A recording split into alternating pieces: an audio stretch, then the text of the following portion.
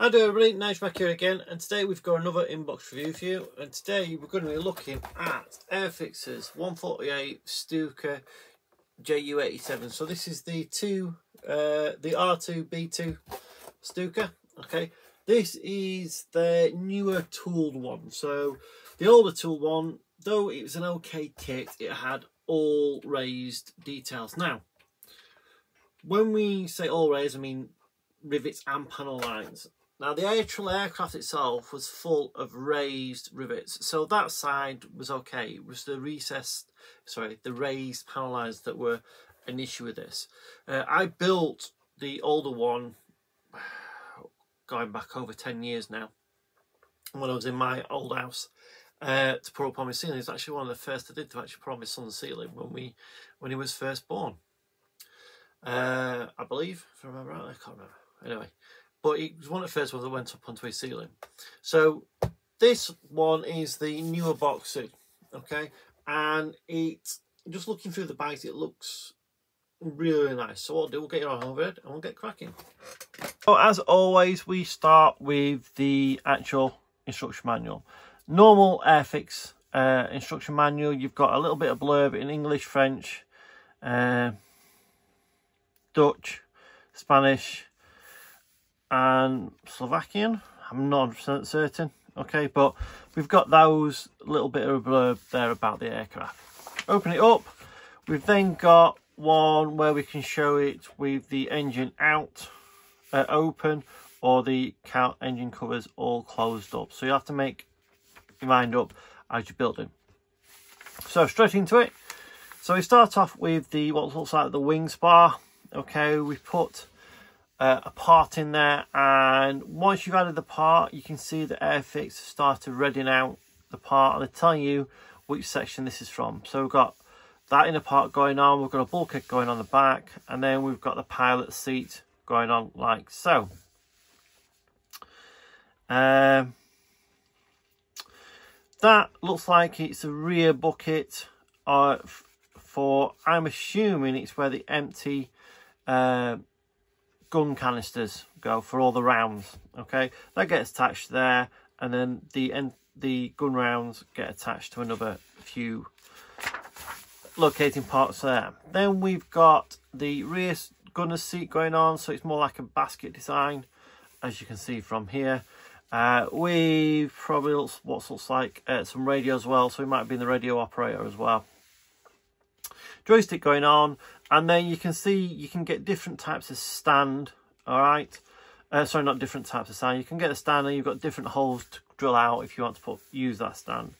We've then got sidewalls going on, fuselage going closed, putting onto the actual aircraft. You can see how it gets attached, okay, and how it goes on. You've got two steps there, so you attach it on the back, and then you lower it into position. We've then got part of the engine bulkhead and the instrument panel going on just down there, you can see. So this bit here is that part of the engine down there, okay, and you use two different parts if you want the engines open or you want the engine closed, A26 or A27.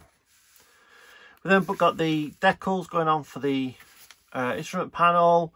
We've got a clear part going on, and then that bit gets attached into the fuselage, so to create a bulkhead. We've got some more parts going on, whether you want it open or closed. That must be for the cowling just there, I believe. We've then got another bulkhead going on, drilling some holes for the bombs or for the fuel tank. Same again on the other wing. And then to open up the gun base, you then cut these panels out. It shows you the gun base there. Obviously, if you're keeping it closed, you don't necessarily have to put that in there. We've then got the upper wings joining the lower wings, and we have let's just see 2 different types, one with a panel out and one with a panel in. We've got the horizontal stabilizers, we've got the rudder going on, we've got some flaps and control surfaces going in, the bracing bar for the actual tail. Then we move on to the engine. What looks like quite a comprehensive engine, as you can see from here. So building the block all the way up to pouring the radiator together, adding that to the actual engine with pipes, some bracing struts, before then mounting that onto the aircraft with the prop going on the front. Another bulkhead, sorry, not bulkhead, yeah, it's another bulkhead for the cowling. So if you wanted the cowling flaps closed or open, or I don't know what that one would be, whether it's just an always open section. And then we're building up the undernose cowling for this big chin radiator for the aircraft. The nose ring, the upper cowling going together, the chin radiator, cowling flaps. We've got an inlet that goes onto the side of the aircraft. We've got the exhaust going on. Before we then look at the spats for the wheel legs and the spats for the wheels. With this aircraft, we're going to have weight on wheels. So you can mount these wheels whichever way you want, as it can show you there. So if you want to weight on wheels, you put it in a certain way. If you want it not weight on wheels, you mount it so it looks like that. So in the air, okay. So yeah, there we are. For weight on wheels, okay, you need to cut a bit out. So if it's on the ground, it's going to be more compressed, okay. So these bits here need cutting off. If it's in the air, the legs are going to be longer, so you don't need to cut those bits off. I hope there's markings on there where to cut them off, otherwise you might not quite get it right on both sides. And then attaching those and the tail wheel to the wings, the underwing, I don't know what they are, storage. I don't think they're for the howling, for the siren. And then we've got the bombs and the fuel tank going on, the central bomb just there. Before we move back into the cockpit, we start adding the gun, the cockpit glazing, the prop, aerials and what have you. And then we move into the 2 colour callouts. So this one is 2 Stuka Configure, I can't even say it, Greece Spring 1941, and that's the normal 2 greens, so RLM 70 over RLM 71 with RLM 65 on the belly. And then we've got the same unit but Squadron 2. So the other one was Squadron 3, this is Squadron 2. Imberlin in Libya, May 1942. And that one is the above colour, but with RLM 76 painted on the top for the desert environment. And that's the instructions. Moving on to the plastic, same as always with Airfix. You mount everything in a single bag, which one way is good, but in a way, you know, it can scratch the parts. Straight away we presented with I don't know whether it's a softer plastic, it's still the same colour but it's a little bit better, but well, it seems a lot smoother than normal Airfix plastic. Now again, this kit's been out a while, so you know, it might be that it's not the newer grey type plastic because of that, but you can see we've got some nice rivet detail going over the wings and the panel lines. We've got the tyres, the weight on tyres, a little bit of tread pattern, the wheel spats, and then we've got the what causes the sound, the screech, as the Stuka actually dives. Okay, so these two little like propellers used to live around the wings, and that just above the wheels, and that is what created the screech as it was attacking or dive bombing. Nothing on the inside, well, there won't be, because that's obviously where the gun bays go. Next one, we've got the wing spar, bulkheads, some other little pieces. So we've got side walls for the cockpit, got injection pin marks in places going round. We've got a bulkhead there. Again, we've got a few injection pin marks going on. The cockpit floor.